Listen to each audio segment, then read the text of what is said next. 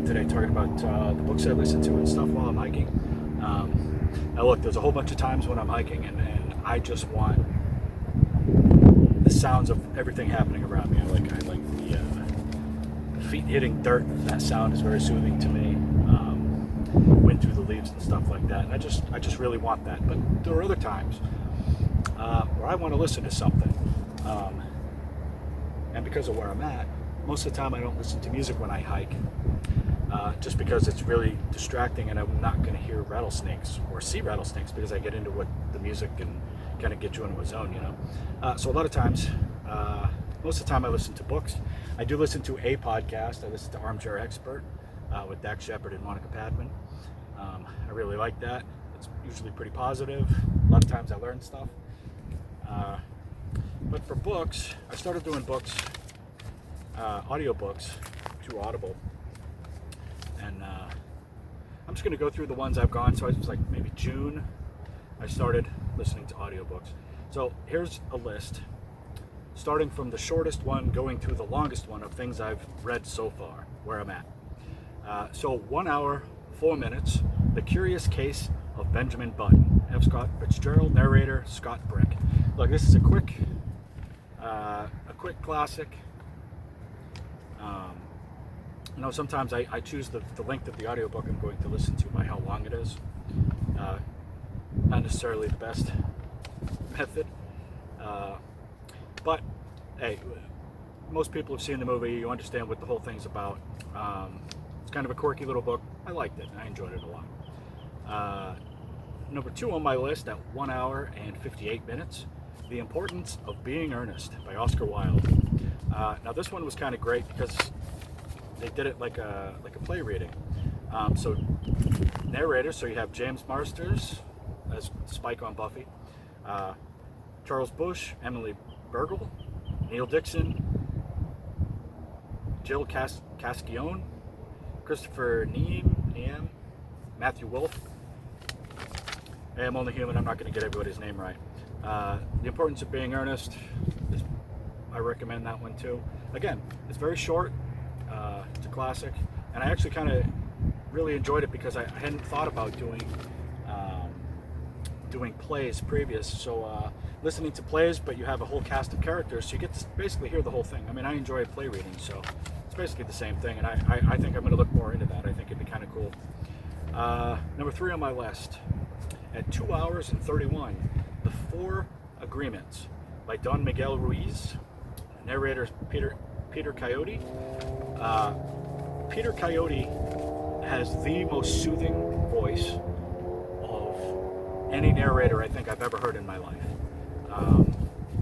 While I was listening to that and I was hiking, it was like walking meditation.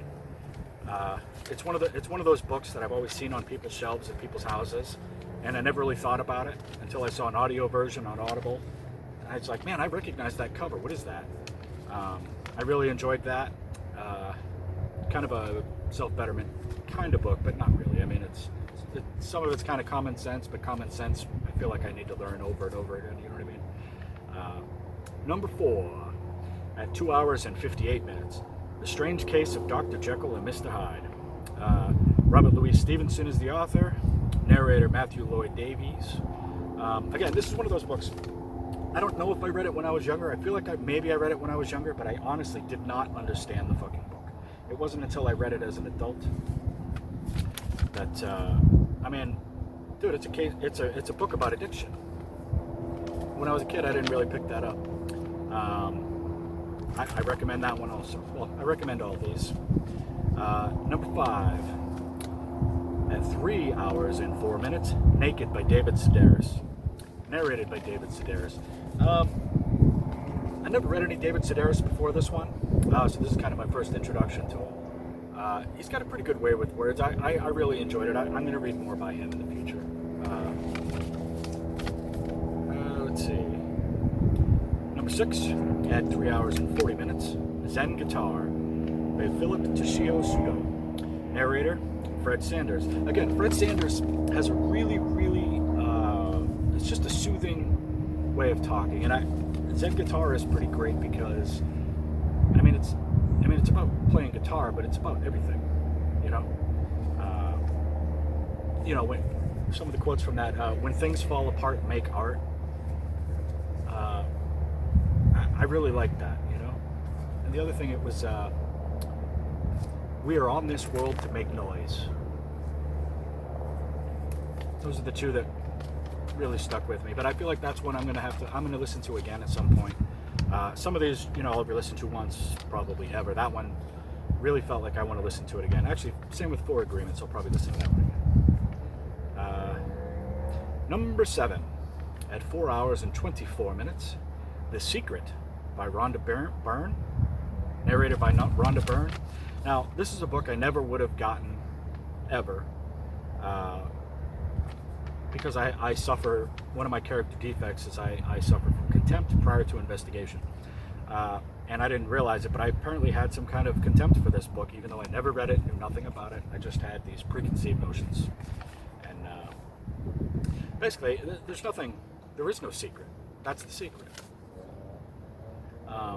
That's not to say the book is worthless. It's basically, it's like universal truth, It's like the Four Agreements or Zen guitar. It's these... We limit ourselves a lot. At least I do. Maybe you don't. Maybe you're a better human than I am. I'm still trying to be a good human. I'm trying to be a better human. But I actually got this one because I was listening to Felicia Day's book, which is a little further down on the list. But the first audiobook I listened to was Felicia Day's book, and she mentioned it, and I thought, well, I like her. I respect her. She read it. Maybe I'll read it. And I liked it. It was okay. But a lot of these kind of self-help books and betterment books, I mean, most of them basically say things along the same lines.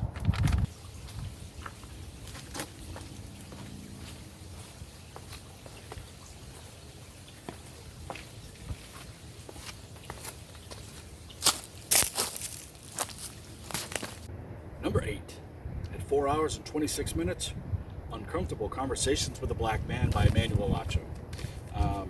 I found the YouTube channel a month or two ago, and I just really liked what he had to say, and he had a great way of wording things, and I think we have a lot of work to do in this country, and I feel like this is a pretty good tool to have these kind of conversations on more of a larger scale than just me listening or me reading.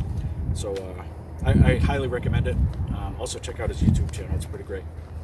Number 9, at 5 hours 31 minutes, The Prisoner of Zenda by Anthony Hope. Narrator James Wilby. I liked it. I enjoyed it. It's basically, did you ever see Dave with Sigourney Weaver and Kevin Kline? It's kind of that, but 1800s. I liked it, but the recording was a little bit off. I mean, by all means, check it out, listen to it. But there were times when it was so quiet. His voice went higher and quiet, and sometimes it was kind of hard to stuff. And I missed stuff, and I would have to rewind and listen. And so somehow the recording wasn't super wonderful. Still worth a listen to. I did enjoy it. I liked it.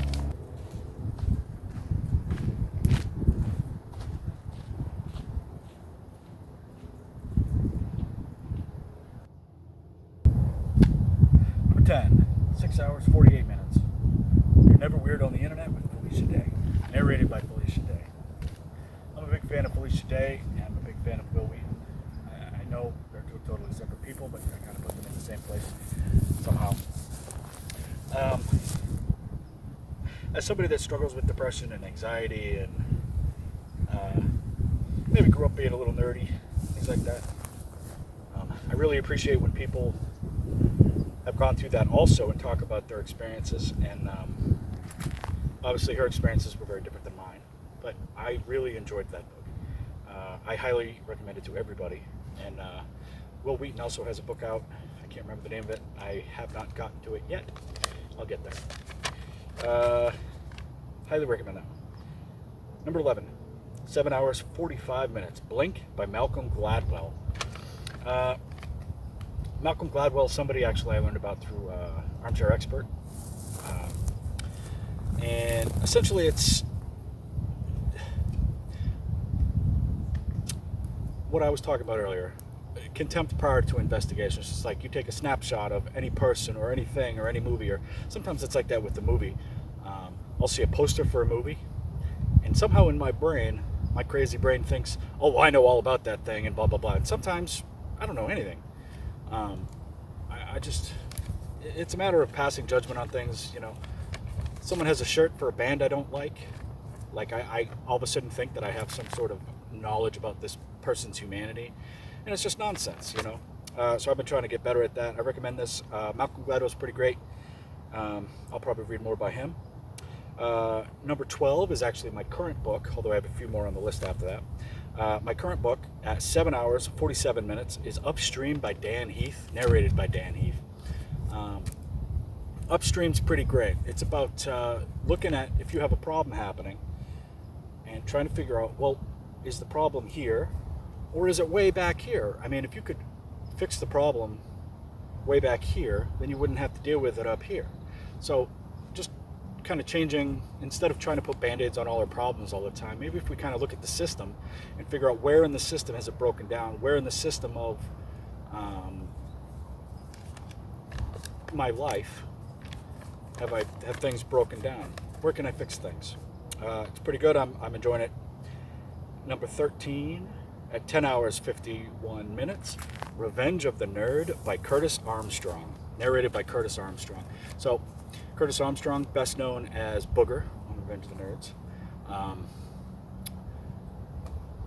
I really liked this book a lot. Again, he grew up kind of nerdy, kind of an outcast, and just his experiences growing up, and especially because he's a generation above me. He's a lot older than me.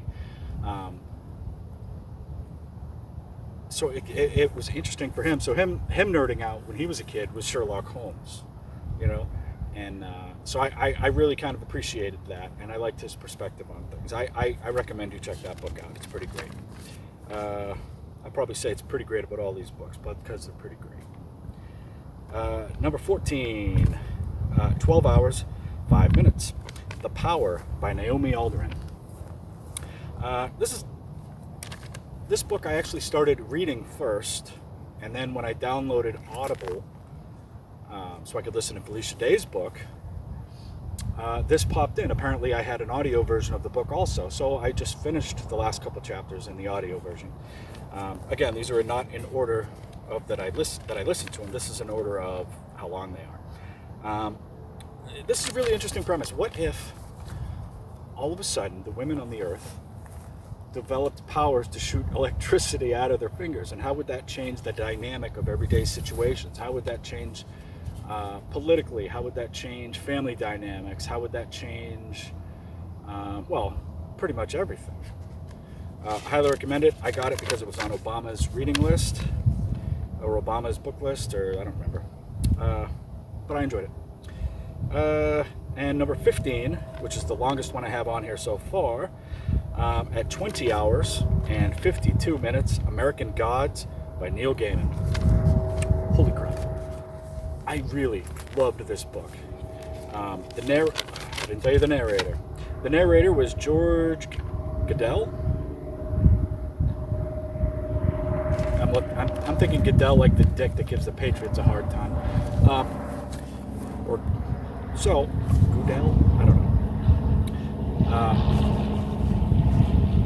I can't even put into words how much I enjoyed this book. I went into it, I read nothing about it.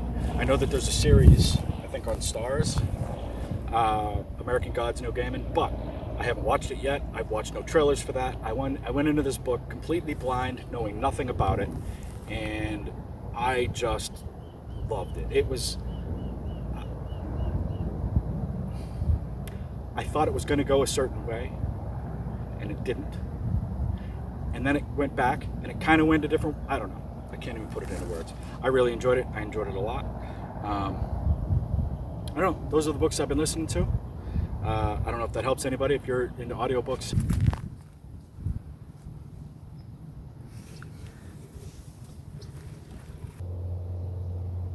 Audiobooks have been awesome for somebody with dyslexia like me.